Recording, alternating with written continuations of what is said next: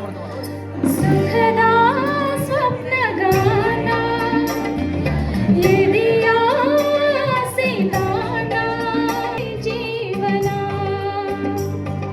ಸುಖದ ಸ್ವಪ್ನಗಾನ ಎದೆಯ ಸಿತಾನ ವಲ್ಲಭ ಭಾವವೀನ ನೀ ಮಿಡಿಯೇ ನಾನುಡಿಯೇ ಅದುವೇ ಜೀವನ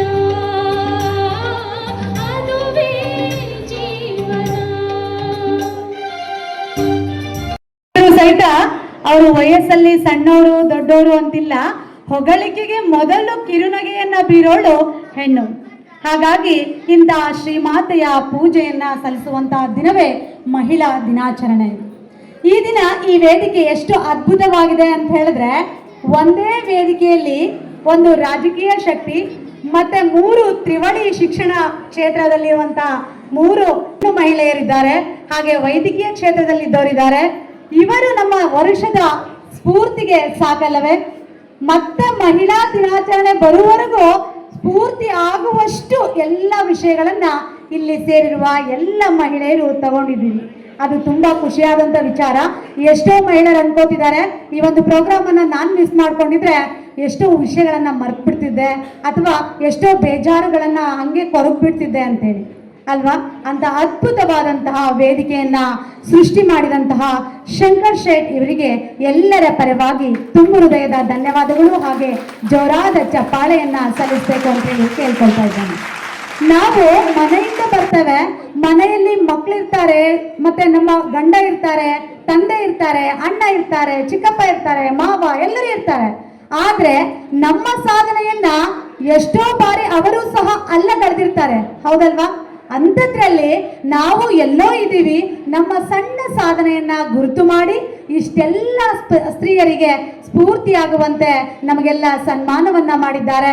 ಇದು ನಮಗೆ ಸಲ್ಲಿದ ಸನ್ಮಾನವಲ್ಲ, ಇಲ್ಲಿ ನೆರೆದಿರುವ ನಿಮಗೆಲ್ಲರಿಗೂ ನನ್ನ ಸನ್ಮಾನವನ್ನ ಸಮರ್ಪಿಸ್ತಾ ಇದ್ದೇನೆ. ಹಾಗೆ ಹೆಣ್ಮಕ್ಳು ಮನೇಲಿರುವಾಗ ಮತ್ತೆ ಹೊರಗೆ ಹೋದಾಗ ಯಾವ ರೀತಿ ಯೋಚನೆ ಮಾಡ್ತಾರೆ ಅಂತ ಹೇಳಿ, 2 ರೀತಿ ಯೋಚನೆ ಮಾಡುವಂಥದ್ದು. ಒಬ್ಬ ಮಹಿಳೆ ಫಿಕ್ಸ್ಡ್ ಮೈಂಡ್ ಸೆಟ್ ಅನ್ನ ಇಟ್ಕೊಂಡಿರ್ತಾಳೆ, ಇನ್ನೊಬ್ಳು ಗ್ರೋತ್ ಮೈಂಡ್ ಸೆಟ್ ಅನ್ನ ಇಟ್ಕೊಂಡಿರ್ತಾಳೆ. ಗ್ರೋತ್ ಮೈಂಡ್ ಸೆಟ್ ಇಟ್ಕೊಂಡು ಏನ್ ಮಾಡ್ತಾರೆ, ನಾನು ಏನ್ ಮಾಡ್ತಾ ಇದ್ದಾನೆ, ನನ್ನ ಸುತ್ತ ಯಾರಿದ್ದಾರೆ, ನಾನು ಮಾಡುವ ಕೆಲಸದಲ್ಲಿ ಏನು ಒಳ್ಳೇದಿದೆ, ನನ್ನ ಸುತ್ತ ಒಳ್ಳೆತನಕ್ಕೆ ಯಾರಾದ್ರೂ ಬೆಂಬಲ ನೀಡ್ತಾ ಇದ್ದಾರಾ, ಅವರನ್ನ ನಾನು ಅರಸಿ ಹೋಗ್ಬೇಕು ಅಂತ ಹೇಳಿ ಗ್ರೋತ್ ಮೈಂಡ್ ಸೆಟ್ ಇರುವಂತ ಮಹಿಳೆ ಏನ್ ಮಾಡ್ತಾಳೆ, ಯೋಚನೆಯನ್ನ ಮಾಡ್ತಾಳೆ. ಆ ಕಾರಣಕ್ಕೆ ಇವತ್ತು ನನಗೆ ಒಂದು ಸನ್ಮಾನವಿದೆ. ನನ್ನ ಹಿಂದೆ ನಮ್ಮ ಶಾಲೆಯ ಅಧ್ಯಕ್ಷರು, ಅದರ ಜೊತೆಗೆ ನಮ್ಮ ಶಾಲೆಯ 5 ರಿಂದ 6 ಶಿಕ್ಷಕರು ಶಾಲೆಯ ಪೂರ್ಣ ದಿನವನ್ನ ಮುಗಿಸಿ ನನಗೊಂದು ಸ್ಫೂರ್ತಿಯನ್ನ ಕೊಡೋದಕ್ಕೆ ಬಂದಿದ್ದಾರೆ. ಅವರಿಗೆ ವೈಯಕ್ತಿಕವಾಗಿ ಧನ್ಯವಾದಗಳನ್ನ ಹೇಳ್ತೇನೆ. ಇದೆಲ್ಲ ಜೊತೆಗಿರೋರನ್ನ ಬೆಳೆಸುವಂಥದ್ದು ಖಂಡಿತ. ನಿಮ್ಮ ಜೊತೆಗಿರೋರನ್ನ ನೀವು ಬೆಳೆಸಿ.